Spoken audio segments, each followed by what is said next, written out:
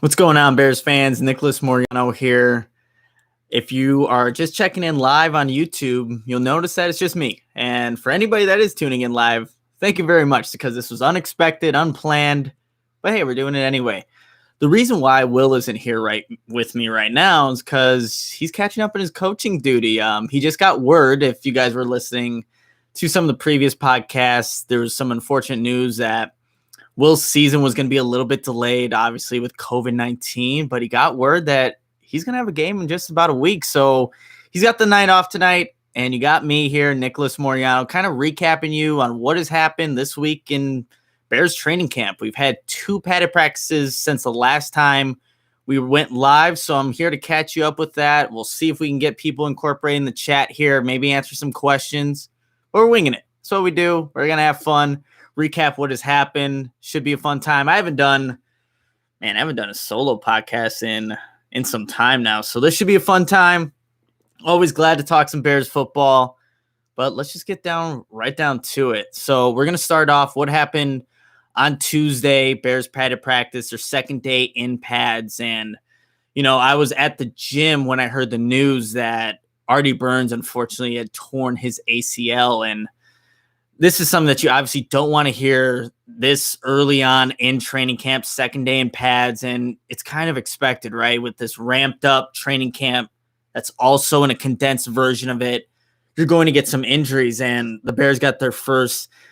I would say it's a big one. It's significant because he was a guy just day one in pads, was training or was repping with the ones, right, for that starting cornerback spot, but if we really look at this, it was probably going to be Jaylen Johnson and Kevin Toliver being the 2 main guys that were fighting for that position. But Artie Burns got the first team reps, and he is officially out of this cornerback competition. And the Bears this offseason had 4 guys that were really going to compete with the air quotes there for this one position.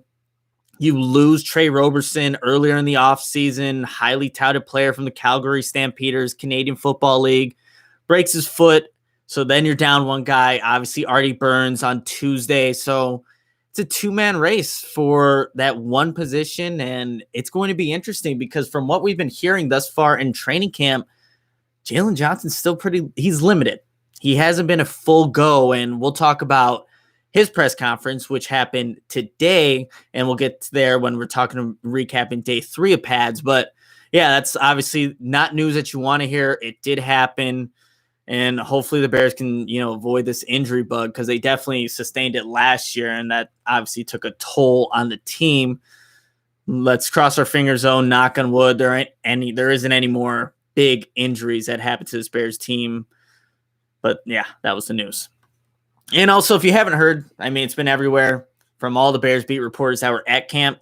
The tight ends were killing it on Tuesday's practice. You you heard about an animated, just vibrant, passionate Jimmy Graham. And I know initially when I saw the signing, it's like, Jimmy Graham. We overpaid a tight end that's probably out of his prime. And look, it was one practice on that Tuesday practice, but that's exactly what you want to hear from a guy that is up there in age, who's on another team, here to prove it. He also spoke today with the media, but was out there catching multiple touchdowns from both quarterbacks.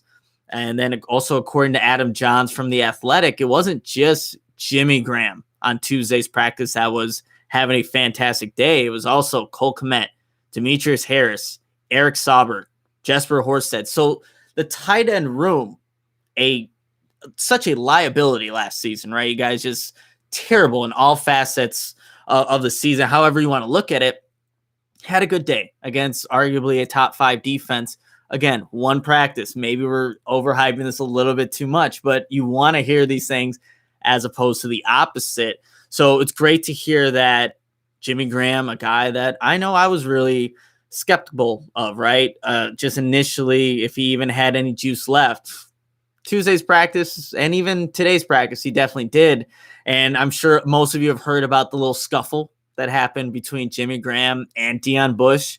This actually happened in team drills, and this is after Jimmy Graham all day is dominating Bears practice.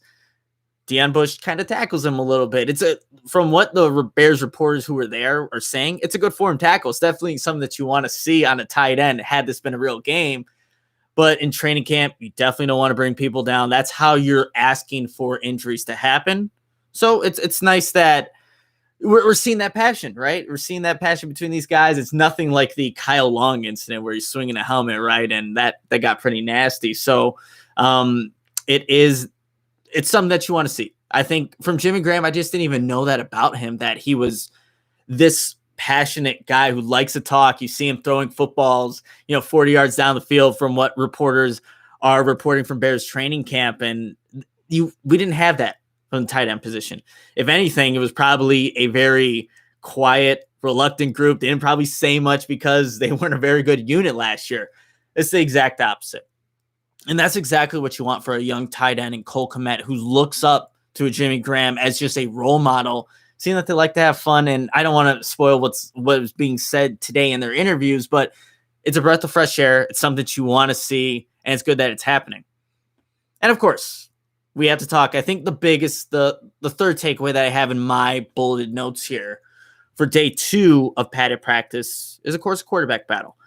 And how this is going is that each quarterback is going to have a day where they're the selected guy to get the first opportunity. Mitch started off with the starters in drills on Monday. Tuesday was Nick Foles' day. But what the guys will do, they'll go and rep the same exact play, the same snap, and the coaches will evaluate who ran the play better. How are they going through their reads? What are they looking at? And this is all to try to get the best evaluation for these quarterbacks in this quarterback competition that has to get solved in less than 3 weeks, right before week 1 against Detroit. But Adam Johns from The Athletic mentioned that Mitch, and quote, looks sharper in the second practice, day 2 of practice on Tuesday. And there were some cringe-worthy throws from Foles on that day 2 of practice. And if you follow Adam Hogue, NBC Sports Chicago, he has that meter. I'm sure everyone's seen it by now. Who's winning the day? Day 1 was Foles. Day 2, he had Mitch.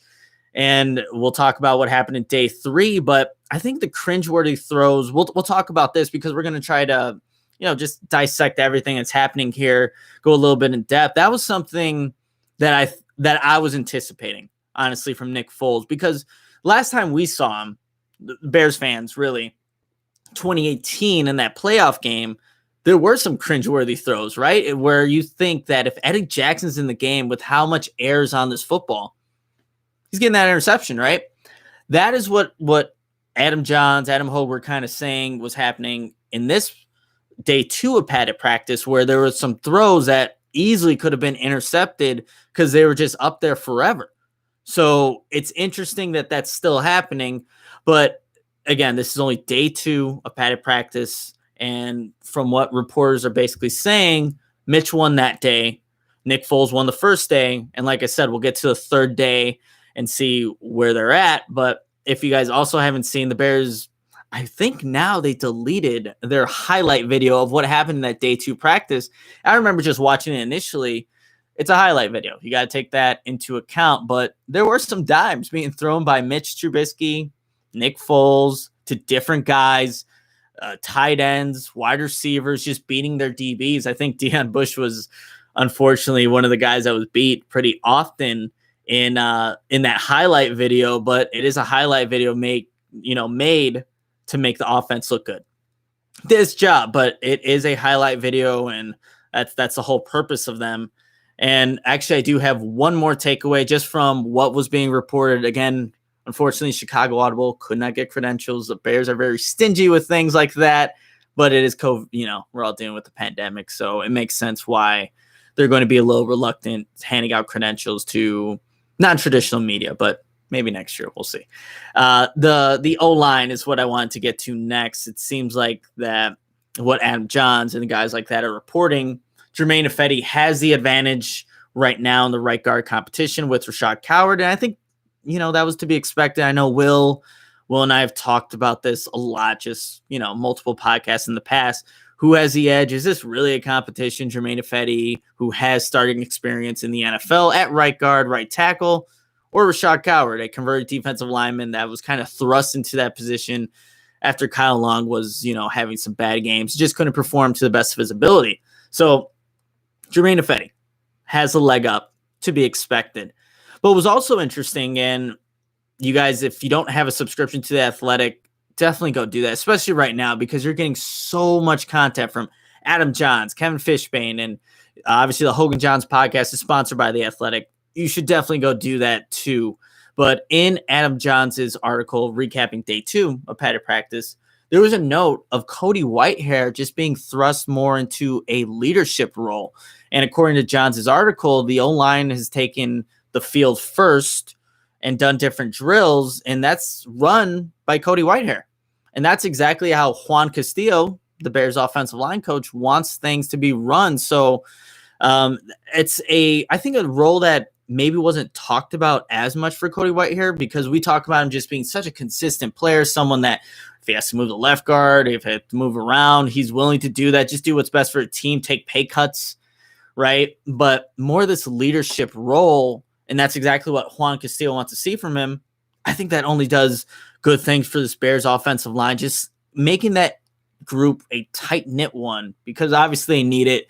They need some work, and that's why Juan Castillo is there. And I'm glad that he's asking Cody Whitehair to do a little bit more. Not that he wasn't doing enough, but to take on another task, just being more of a leader. I like that about it. I think it just shows what he sees in Cody Whitehair and what he honestly expects from him. Last thing, though, there were some snapping issues. This always comes up around this time in training camp where we see these snapping issues, but credit to Cody Whitehair, the adjustments he's made to, playing center, having not played in college too much, but there were some snapping issues, and Trubisky in his press conference on Tuesday mentioned that it was kind of due to centers being switched in and out of just a rotation. But again, there were things that he expects to be cleaned up. So hopefully we don't get any more storylines about snapping issues or anything like that, because that would be just a thing, another added wrinkle that the Bears don't want to have to think about on offense. They have to get everything else right. If you have to add snapping, that definitely wouldn't be good.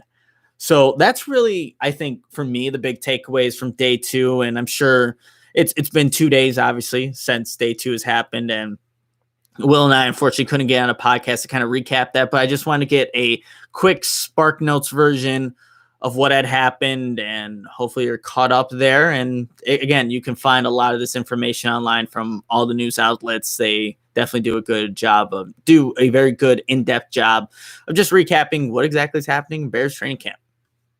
So before we move on to what happened today, the press conferences, day 3 of padded practice, we have some shout outs to give. I know it's just me, but I got all the shout outs listed right here in front of me. Again, thank you guys so much from, just being able to this quick turnaround, get these shout outs and these donations. Will and I, every time I get one, I share with him. And again, it makes his day, especially when he heard that he might not be coaching, but now he is.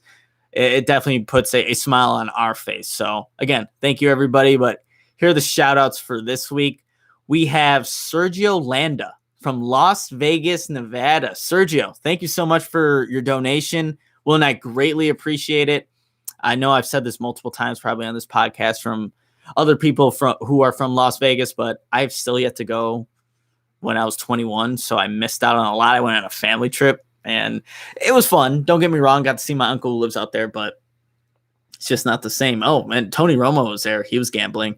I just heard people like Tony Romo's just, dishing out money. I'm like, oh, I want to go see. Not old enough. So unfortunate, but yeah, definitely want to go back to Las Vegas at some point now that I'm 25. So it's been some time.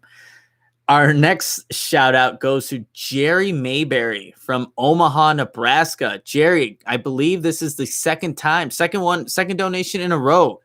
Thank you so much, man. I really appreciate it. Will really appreciates the donation. And again, thank you so much for your generosity. Really, it shows that, one, you like what we do. And I know, and I didn't even address this the first time, and I apologize, Jerry, but the message that you sent with us on that Venmo donation, again, we're here for you. And I'm glad that this podcast can bring some joy to you and all the Bears fans. But again, Jerry, thank you so much. Our third shout out goes to Matthew Kent from Bromham in the UK.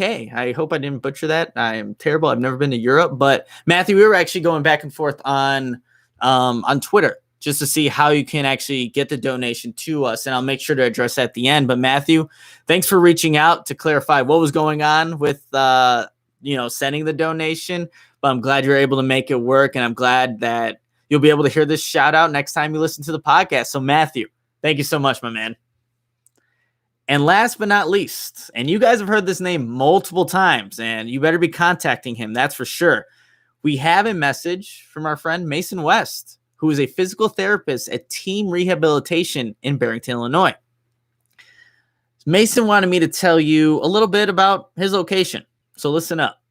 Team Rehabilitation in Barrington, Illinois is a physical therapy office that emphasizes hands-on therapy while maximizing performance by increasing strength and muscle activation. Whether your goal is to play pickup basketball in the park or compete for a starting job on your college team, Team Rehab can help you reach your goals. They see everything: post-surgical, nagging pain, injury prevention, performance enhancement, and all ages, such as a lacrosse player, such as a gymnast. I mean, it doesn't matter what age, where you're at, what you're dealing with. Team Rehabilitation can help you out. So Mason West is a former collegiate wrestler and a lacrosse player who combines his passion for sport and rehab into one package. Contact Mason at 224-512-7200 or find him on Instagram at dr.masonwest_sportspt to begin your journey to be the best athlete you can be. Look, I mean, I'm always sore constantly from working out. I should definitely, I should stop by. I mean, honestly, I tell you guys to stop by. I should be the one stopping by always with these nagging pains all over the place. But yeah, definitely make sure you do that. Again, the number 224-512-7200. Contact Mason. He knows what he's talking about. He knows what he's doing. And of course, if you want to get a shout out on the next podcast, here's how you can make that happen. Either through Venmo or PayPal. If you send us any kind of donation, doesn't matter what it is, we'll give you a shout out on the next podcast. When you send us that donation, make sure to leave your name, where you're from, and Will and I, or just me in this case, will make sure to address that on the podcast. And here's how you can make that happen. On Venmo, just look up the username The Chicago Audible. You should see my name, Nicholas Moreano, and the Chicago Audible logo. Or on PayPal, you can make the donation to www.chicagoaudible.com/PayPal. And again, for PayPal, one more time, www.chicagoaudible.com/PayPal. All right, you guys. So now we're up into day 3 of pads, which happened today. And before we go over what was said in the interviews by Matt Nagy, some of the defensive players, offensive players, there was a transaction that happened. The Bears added wide receiver Rodney Adams, a 2017 fifth-round draft pick by the Vikings. He actually retired in April of 2018 with the Colts and then was reinstated in January. Obviously worked out with the Bears. They liked what they saw, and now he's on the team. So Rodney Adams, wide receiver, and I believe, if I'm not mistaken, he's wearing number 6, which, I personally have, I don't know. I don't like seeing that. I like Jay Cutler. I think number 6 should be, just there. Obviously, I'm kidding here a little sarcasm here, but I think he is wearing number 6. We'll see. Obviously, how training camp goes, if he's going to keep that and all, we'll see what happens, basically. But Rodney Adams, maybe a name to keep an eye on, maybe not, but we'll see. All right, let's get to these press conferences. We had, like I said, a couple of people that spoke today, and we'll start with what Matt Nagy said. Just some of the key takeaways, quick synopsis. He was asked about, just one of the reporters asked about the quarterback's past experiences and how that kind of factors into this whole quarterback competition. Nagy basically said he'll keep those past experiences in mind, but it's in the past though. So Foles, who obviously won a Super Bowl back in 2017, MVP of the Super Bowl, that's 3 years ago. It's more so what's happening right now on his practice field. Right now, from what is kind of being reported, sounds like Mitch has the slight upper hand here. So even though Nick Foles obviously has those accolades, has reached the mountaintop, was the Super Bowl MVP, it's more so what's happening now. And Matt Nagy made pointed to that in his press conference. And like I said, Mitch Trubisky, according to some reporters, has had the leg up on Nick Foles. I wouldn't say it's much, especially what happened at the end of today's practice with Mitch, and we'll definitely talk about that. But those past experiences, they help you, obviously. They should help you to perform better on the practice field, football field on Sundays. But it's more so what is happening currently with this Bears training camp. How are they performing? That's what I think is far more valuable than what has happened in the past with Nick Foles or Mitchell Trubisky in 2018, 2019. And of course, Matt Nagy was asked about Jimmy Graham, and, nothing but kind, high praise for a guy that I was just talking about earlier, right? He said Matt Nagy said Jimmy Graham came in great shape. He said that about a lot of players, granted, but from how Jimmy Graham has been performing in training camp, I believe him. He's out there winning his one-on-one matchups, obviously catching touchdowns, spiking the football, being loud, and, just being heard. Sounds like he is coming in great shape, which is great to hear. High energy guy, Matt Nagy said, and he's actually using his past experiences, just being with a bunch of winning organizations, still looking, obviously wanting to win a Super Bowl here with Chicago, but just using those past experiences to kind of help out Cole Kmet, help out his quarterback, just help out this team in any way that he can. Matt Nagy also talked about Robert Quinn today, or was asked about him, and I believe the reporter was Jason Leasier from the Chicago Sun-Times, just asking, well, is Robert Quinn actually dealing with an injury?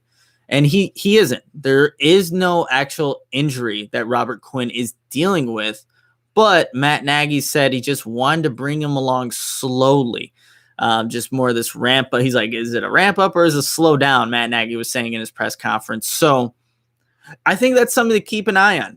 It's with no injury, it's kind of, again, these veterans are going to get days off throughout the week. That's something that's very common. We see Akeem Hicks getting it all the time. When Kyle Long was with the team, you saw that being a very, just common thing. But keep an eye on Robert Quinn. Let's keep monitoring what this was, because it was a personal issue one day, right? And then I think the next day it was an injury, but now it's not an injury.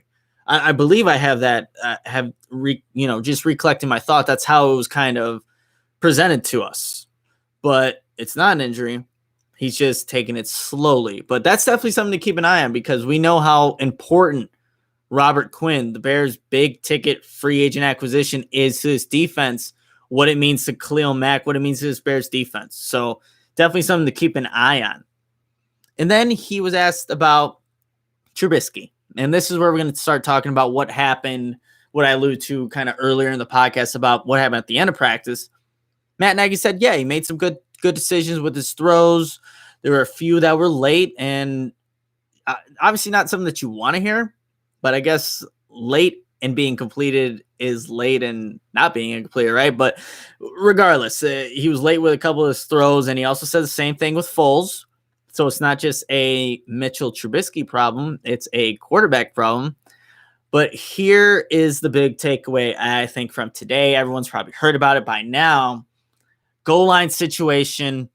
Trubisky he runs out of bounds when he should have thrown the ball away. Instead of being what would have been first and goal, it would have been a second and goal from the 1. It becomes a second and goal, I think, from the 3, from how far he ran back. Matt Nagy, he didn't avoid, being really critical of this, because he said that was a crucial mistake. Trubisky has to throw that ball away. But here's what Nagy said, and here's where, I guess I'll debate with myself here. I'm trying to see if I can look at the chat and, kind of talk here. But Nagy said he won't do that again. It's a teachable moment. He will fix that problem. Okay. You want to hear that. And obviously, he has to fix that problem. But we've seen things like this in actual games where Trubisky just kind of forgets about where he's at, what's going on, what's the situation, and when it comes time to play the game, like actually be in an in-game situation, sometimes it's like deer in the headlights, right? And that's where Trubisky gets in trouble. And look, he can't get hit on this drill. He can't. But he loses just his spatial awareness on the field and takes a negative play. It's a sack. It goes down as a sack, and he loses yards, and it kind of alters what you would like to run in your playbook. Even though it's only 2 yards, Trubisky needs to know that. This is practice. You can't get hit. Just throw the ball away. And I think that really dampered what was being reported as Mitch just having a really good practice. It really did. So that one mistake, and it's going to be interesting how these coaches kind of evaluate Mitchell Trubisky, this quarterback competition, like 7-on-7s and team drills, goal line situations are going to be evaluated differently. You should be able to complete passes in 7-on-7. There's no question about it. When it gets down to the red zone, when you're at the 1, you run out of bounds, you're costing your team yards. It's just a boneheaded mistake. And I'm sure that Matt Nagy, John DeFilippo, Bill Lazor, Dave Ragone are like, okay, it's only practice, and yet you're running out of bounds. That's interesting. They'll keep note of that for sure. But look, it's Trubisky's 26th birthday today, and apparently he had everything going right for him for the entire practice. Then that play happens. And that's the narrative, because we've seen those mistakes occur time and time again, whether it is a footwork issue, not going to the right read or in the progression, or just running out of bounds when you shouldn't have. So that definitely put, if you're a Trubisky supporter, whatever, and of course you're entitled to whatever you want, but it does, put a damper on things. And the last thing, this was mentioned briefly by Nagy, but the Bears also put out a video later. Akeem, Hicks, and Jermaina Fetty were fielding punts. So it is always so much fun to watch those big, giant human beings trying to catch a football that is so high up in the air, because it usually doesn't end up very well, and you just see how they're trying to track it in the air. It never usually works. But Akeem Hicks did end up winning the competition. You just see the entire team, offense, defense, they are all super excited. There was also, I think, some kind of wager on whoever wins. Somebody wins something, or someone has to do something. So it was nice to see that, Akeem Hicks, Jermaina Fetty, guys that are going at each other the entirety of a training camp practice, were able to have that fun together. Because even though Akeem Hicks won, you could see in the video, Jermaina Fetty's right there, patting him on the back, patting his helmet, and just celebrating with the entire team. You got to have that fun element. I know it's crammed training camp. There's a lot going on. You need to get a lot done by September 13th when you face the Detroit Lions, but this is football. Got to have fun when you can, and seeing big, giant linemen trying to catch a punt is a good way to have some fun for sure. All right, we'll go to the second interview, a second press conference that happened today, and that was from Bears tight end Jimmy Graham, and he was asked immediately about Cole Kmet, and Jimmy Graham just had a lot to say about, the rookie tight end, lots of love to give to him too. I mean, he mentioned that Cole Kmet has great football intelligence. He knows his assignments, and he said he's every bit of 260 pounds. He said that he also, in a way, reminds him a little bit of himself, but really the sky's the limit, like what Jimmy Graham is essentially saying, and he's got it all down right now. And like I mentioned earlier, Cole Kmet sees this guy as like a role model, someone to look up to, how you can be successful as a tight end in this league. But that tandem, I wasn't expecting it to be, I guess, that tight. I don't know why. I just wasn't. I guess I just didn't have the highest expectations of Jimmy Graham, and it is only a couple of padded practices, but I would definitely say my view of Jimmy Graham has changed a little bit. We have to see what happens during the course of the season. We know he could stay healthy, but the production wasn't there in Green Bay. But it's a good alternate to have from what my initial impressions for me, and I know a lot of people had on Jimmy Graham, but really likes Cole Kmet. I think that'll be a good tandem moving forward. And then he was asked, like, what's the biggest like difference between the Bears and the Packers? And he mentioned, other than like the hate that they have for each other, he just really focused on saying that this Bears organization, from top to bottom, Ryan Pace to the equipment manager, everybody in this organization is so focused on winning a Super Bowl. That's a talk that is going around. That's just what the atmosphere is like in the locker room. Fully committed. It's all about winning a Super Bowl. And look, you probably go to the 31 other NFL locker rooms, NFL teams, and that's the goal, right? Unless maybe you're like the Detroit Lions or something. There's my one Detroit Lions joke. No, but I think, yeah, all the right things being said, nothing too crazy. I wouldn't, you don't make an article about, oh, Jimmy Graham wants to win a Super Bowl. Yeah, everybody does. So that's what he said about, I guess, the differences. And not that the Packers didn't want to win. That's just kind of what Jimmy Graham said when he was asked that question.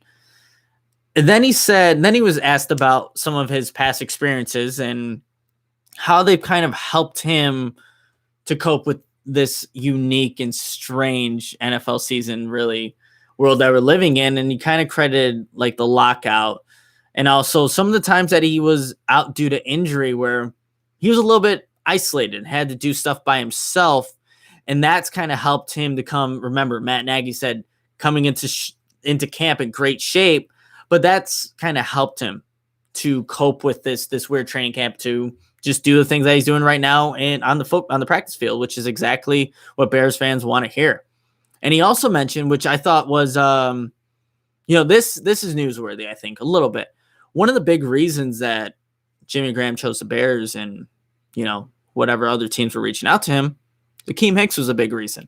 Just how he the energy that he plays with, knowing what kind of guy he is, he was one of the reasons why Jimmy Graham's like, yes, I want to be a part of this organization. I like what Akeem Hicks is about, like how he goes about his business. I want to be a part of that.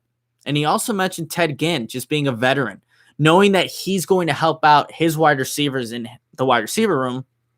And Jimmy Graham was kind of saying, well, I'm going to do the same thing for the tight end room, bringing these veteran, leaders, bringing them onto this Bears football team and hopefully having them share their knowledge, their wisdom, like what we've already heard reports of Ted Ginn doing that for the wide receivers. But that was another reason Jimmy Graham said, I want to be a part of this Bears locker room. And then just kind of the last thing, and this is like, for older players, I'm sure it's pretty common, but he says he has that chip on his shoulder, has a lot to prove this season. And like I mentioned earlier about the Super Bowl, Jimmy Graham said he wants to retire here as a Chicago Bear. We all know he signed that 2-year deal. And as he's kind of saying this, he's kind of looking off camera, right? And he said he just wants to do that. And he's looking off camera by wanting to win that final game, obviously referring to the Super Bowl again. So all great things we want to hear from Jimmy Graham. And like I said, my initial impressions of him have changed a little bit to a more positive one. I think I'm maybe expecting a little bit more. Let's see if he can keep it up in practices. And according to reports today, yeah, he's still doing a good job of winning those one-on-ones, being a weapon for the quarterback. So, yeah, if they can do that, the Bears can get some production on the tight ends. That'd be a lot better than what was done last year, that's for sure. All right, our third interview, or press conference, sorry, I keep saying interview, comes from the rookie, Cole Kmet, and, what he's kind of learned and what he was asked about from reporters, like, what has Graham taught you throughout this process, getting to know him, just how to be a professional, how to prepare, like he has over the years. Just, again, be that professional day in, day out, how to train your body, what to look for, things like that. And I think, like I said, this is a great tandem to have, a rookie tight end and a veteran like Jimmy Graham, two guys that are going to be asked to produce in this offense. So that's what he had to say about that. And then he was asked, what was your kind of welcome to the NFL moment? What was that? And Cole Kmet, I think this was actually another moment for, I think it was Noah Fant from the Denver Broncos, Iowa tight end, former Iowa tight end. Like, that welcome moment was having to go up 1-on-1 and block Khalil Mack. So I think Khalil Mack just does that to people. It's like eye-opening. here we go. Let's see how this goes. But yeah, he was just smiling while he was saying that. And he also said just the first day in pads. Obviously, homegrown kid, Arlington Heights, not too far away, and gets to put on the pads, gets to put on that helmet, represent the Chicago Bears and go up against Khalil Mack, who's going to be a future, Hall of Famer. But that was his welcome to the NFL moment, which I thought was pretty cool. And then he was asked about like how he was able to get so prepared for training camp, because we hear all these reports and, to some credit, seeing how Cole Kmet is performing in training camp, he has been, pretty well prepared for training camp. He credits his brother for just helping him out in, when there was a bunch of downtime, he didn't go anywhere. So he had him just kind of run plays, just kept him ready for whatever was going to be thrown his way. And so far, so good. The rookie, number 43 overall pick, is looking pretty good. Has been getting those first team reps, those second team reps, just being swapped in and out, working with both quarterbacks. And that's exactly what I know I keep saying this is exactly what you want to hear. We'll see what happens game time, but it sounds like Cole Kmet is becoming adjusted, and we know how difficult or how long it takes for some tight ends to just get acclimated to the NFL game, just having to run routes like a wide receiver and understand the nuances of it, but also understand blocking assignments. It's not easy for anybody, but it sounds like Cole Kmet is handling it pretty well. And then just kind of the last thing here, my final little takeaway. Look, in college, there's obviously restrictions. Notre Dame, wherever you go, like celebrating is not something that you can do. Well, seeing how Jimmy Graham was celebrating after catching multiple touchdowns and just being that loud, vibrant guy that he is, he's looking to have fun out there. And like I mentioned earlier about the competition between Akeem, Hicks, Jermaina, Fetty, they're looking to have fun. And, Cole Kmet said, like, yeah, this also, doing when he celebrates also carries over to those one-on-one drills or whatever, that I think it's just going to bring out the best in everybody. Seeing, okay, Cole Kmet's out there celebrating. Let's see what happens in this one-on-one drill now. Now he has to block me or whatever. I have to cover him. I think it just kind of ups it up, just kind of elevates the level of competition for everybody. And I think that's good for this Bears team. Competition, I think, is the theme, right? The theme in this whole entire training camp, because there's competition literally everywhere. But that's what he said about Jimmy Graham celebrating, how it kind of rubs off on him. And yeah, he's going to do it. He's going to have fun, right? We also heard from Bears, the number 50th overall pick, rookie cornerback Jaylen Johnson. And he was asked, like, when did you know that you can possibly be a contributor for Utah's defense and, possibly be an NFL guy?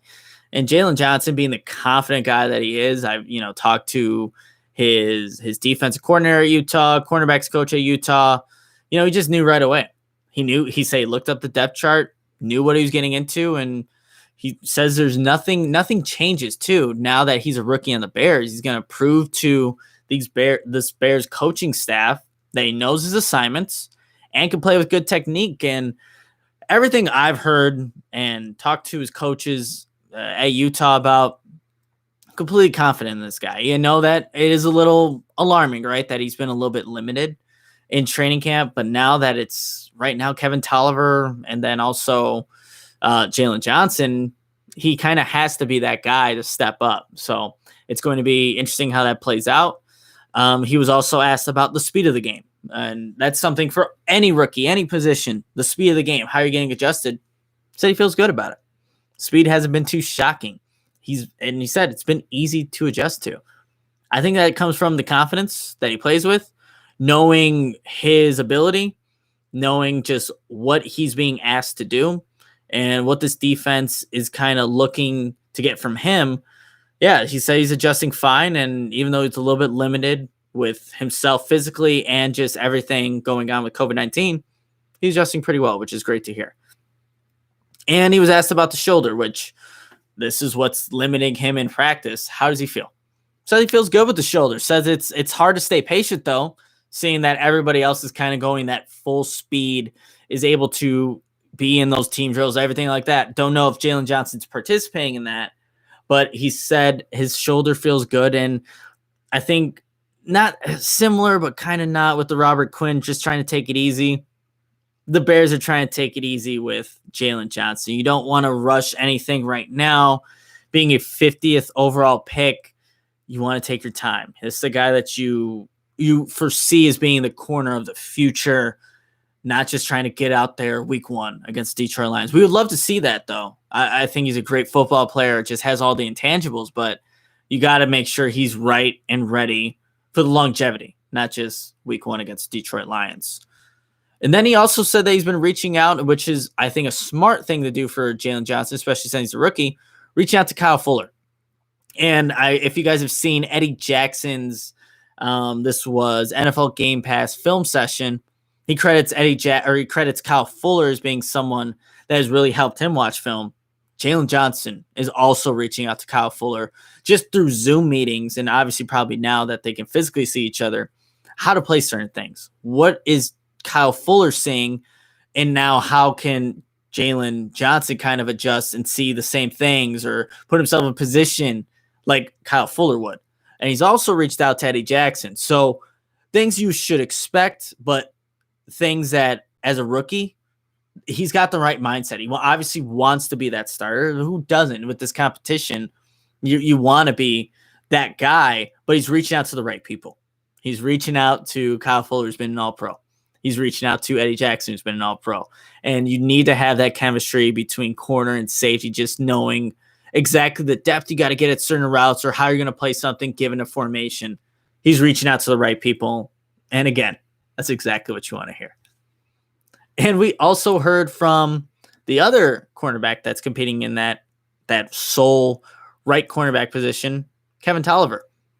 And he said that his experience just being in the NFL, having some playing experience last year and over the years now, has really just helped him to learn his assignments on the defense, has helped him slow the game down a little bit. And he thinks that gives him an advantage. And yeah, I would have to agree with that. Knowing where you have to be, what the defense is asking of you, and knowing that you're seeing things a little bit slower, how's that not going to give you an advantage? I completely agree with Kevin Toliver.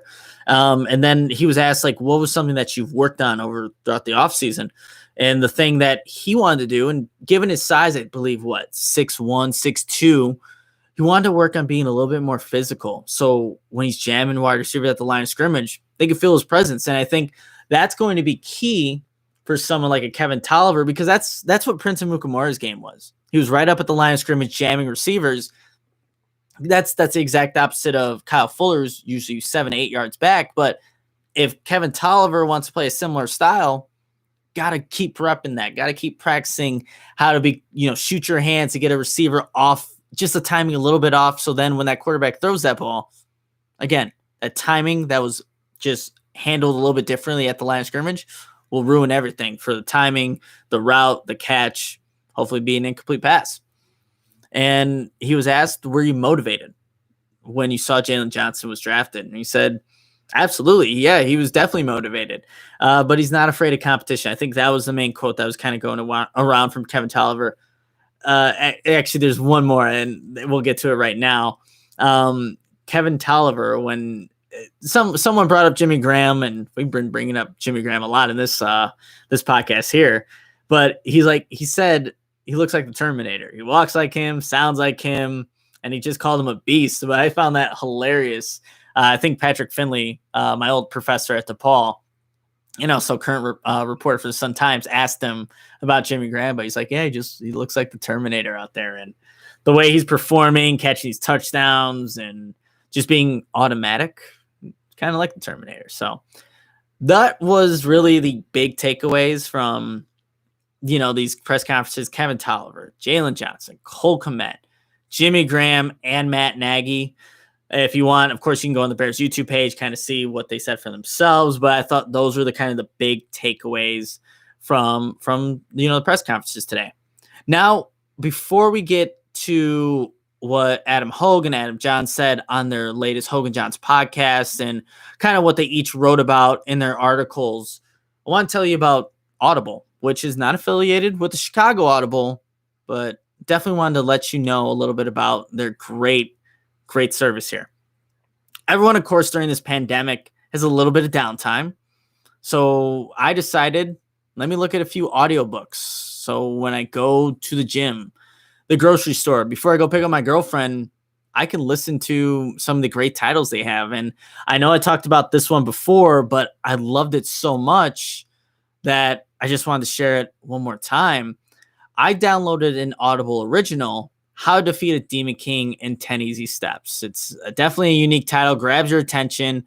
Reading kind of the summary of what this audiobook was about, the story reminded me a lot of The Legend of Zelda. And look, I love playing video games. So when I heard that there were temples, bosses, magical weapons, and heroes embarking on a dangerous journey, I was like, sign me up. Let's do this. So I downloaded How to Defeat a Demon King in 10 Easy Steps. And look, I absolutely loved it. Just getting to hear the characters go through this story and how they're able to develop throughout the story on this quest, and just seeing the different aspects of everything that an audiobook, gives you than just a regular novel. I really enjoyed that. And the biggest thing is that I can listen to this while I'm commuting to places where, if you're reading a book and driving, shame on you. You definitely shouldn't be doing that.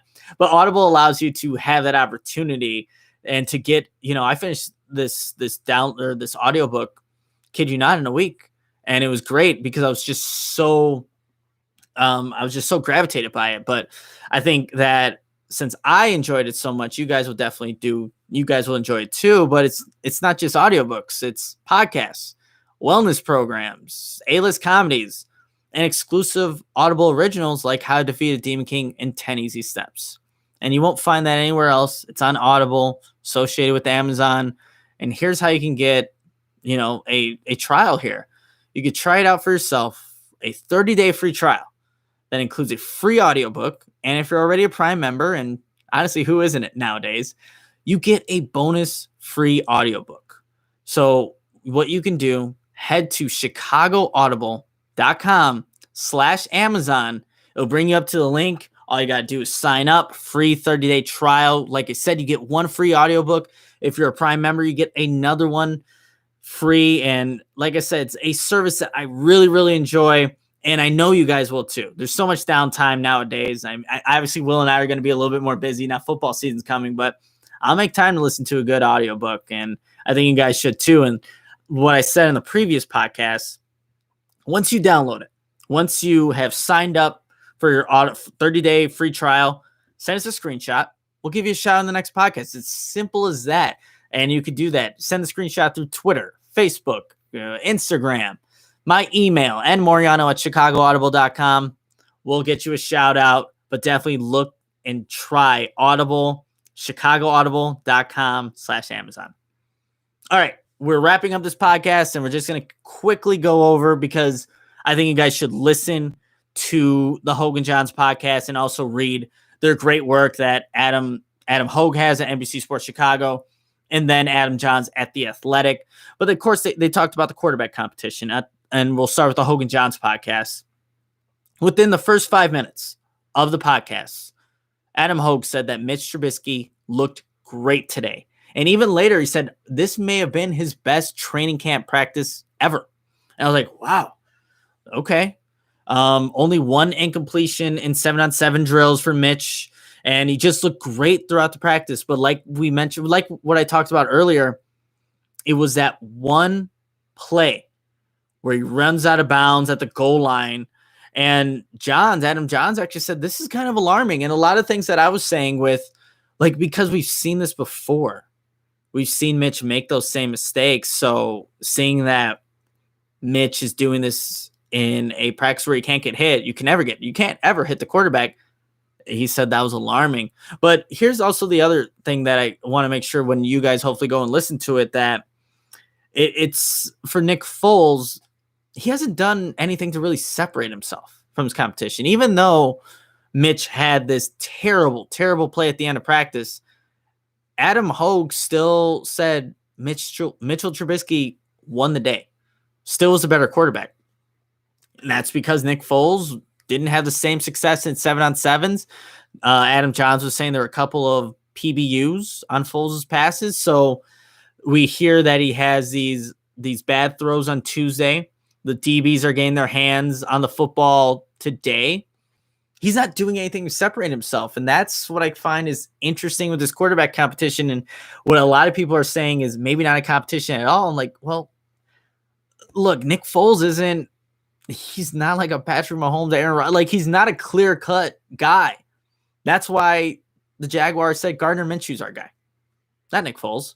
So people, like, I think this quarterback competition is neck and neck. And even though Mitch had this terrible play, boneheaded play, just a play that ruins his birthday, ruins the whole entire practice, Nick Foles hasn't done anything to really warrant that he is the guy. And it's still early on in the training camp practices, but just saying that now. And Johns also said, Adam Johns from The Athletic, a lot of Nick Foles' passes were high percentage short throws. So it's interesting that even with that being what was being asked of Nick Foles, he didn't do that to the best of his ability. Maybe he's just a gamer. When it comes Sunday, when he's out actually playing real competition, he just knows how to elevate his game. But in practice, he's just not going to show out. And maybe that's to be expected too. We know physically Mitchell Trubisky is better. Physically, he has a stronger arm, things of that nature. But you would like to see a veteran like Nick Foles own a practice, really win it. It didn't happen. Adam Hogue said Nick Foles won day one. Mitch has won day 2 and day 3, and Nick Foles barely won that first day. I think it's interesting and definitely worth keeping an eye. We're all going to keep an eye on this quarterback competition, let's be completely honest. But I thought that was interesting. And just to go to Adam Johns' article real quick, I want you guys to read this, subscribe to The Athletic, giving you a quick summary, nothing that's going to give away too much. He mentioned that Akeem Hicks, who we talked about a little bit earlier today, still dominant, still doing his thing, one-on-ones, still being the Akeem Hicks of old, and so is Bilal Nichols getting in the backfield.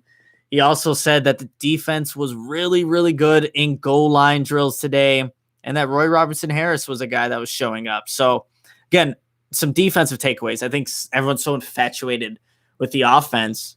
Hey, got to give some love to the defense, but make sure to go check that out on The Athletic. Make sure to go listen to the latest Hogan Johns podcast.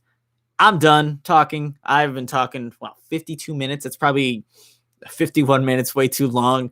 No, I'm just kidding. But guys, thank you for tuning in. I see some of the comments over here. I wasn't really able to check them out like I said I was going to be able to, but hope you guys enjoyed this. Wanted to do this to make sure we didn't get too far away from that day 2 of practice because a lot of stuff happened. And obviously today, get you caught up, and Will and I will be back. Don't know when. He's got a game to prepare for, just like the Bears do in less than 3 weeks against the Detroit Lions. But make sure you're checking out our Twitter page. If you want to follow me, all I'm tweeting about is the Bears and, occasionally the White Sox. So I've been getting a little bit more into baseball, which I didn't think I would. But you can follow me at Nicholas Moreano on Twitter, obviously at the Chicago Audible on Twitter, Facebook, Instagram. Subscribe on our YouTube channel. And again, thank you guys for everyone that's donated. Hopefully we can get some more shout outs here soon. Check out Audible. Do it. I want to see a screenshot here soon. And I think you guys will really enjoy it. But I'm going to stop talking. I'm going to end it right here.